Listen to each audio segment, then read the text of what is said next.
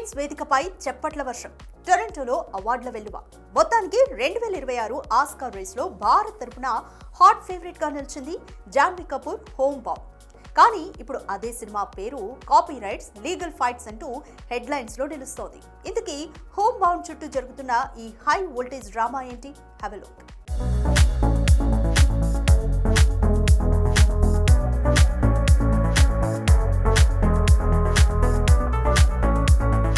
కొన్ని సినిమాలు స్క్రీన్ పైనే కాదు, కోర్టు రూముల్లో కూడా క్లైమాక్స్ రాసుకుంటాయి.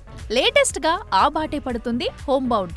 కుల మత వివక్షకు ఎదురొడ్డి పోలీసు కావాలనే కలతో పోరాడే ఇద్దరు స్నేహితుల కథే హోమ్ బౌండ్.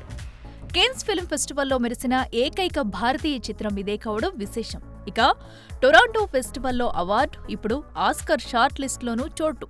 అలా ఆస్కార్ కలలు కంటున్న సినిమా ఇప్పుడు కోర్టు మెట్లు ఎక్కబోతుంది. కారణం, ఇది నా కథ, నా నవల, నా ఆలోచన అంటూ బాంబు పేల్చింది రచయిత్రి పూజా చంగోయివాలా.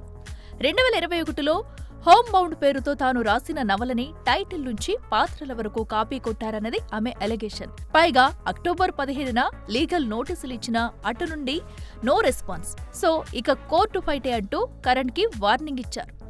ఇదే సమయంలో కౌంటర్ వదిలింది మూవీ టీం. ఈ సినిమా బేస్ ఒక న్యూయార్క్ టైమ్స్ ఆర్టికల్ అంటూ క్లారిటీ ఇచ్చాడు డైరెక్టర్ నీరజ్ గవాయ్. అయితే నిజమేది? నవల కాపీనా లేదా ఆర్టికల్ ఇన్స్పిరేషనా? ఈ అలిగేషన్ ఆస్కార్ డ్రీమ్ కి బ్రేక్ వేస్తుందా? ఏమో, కోర్టు తీర్పే అసలు ట్విస్ట్ కావచ్చు.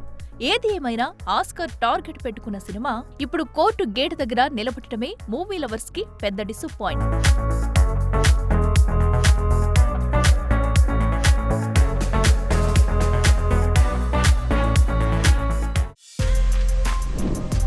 For more videos like this, subscribe Big TV channel.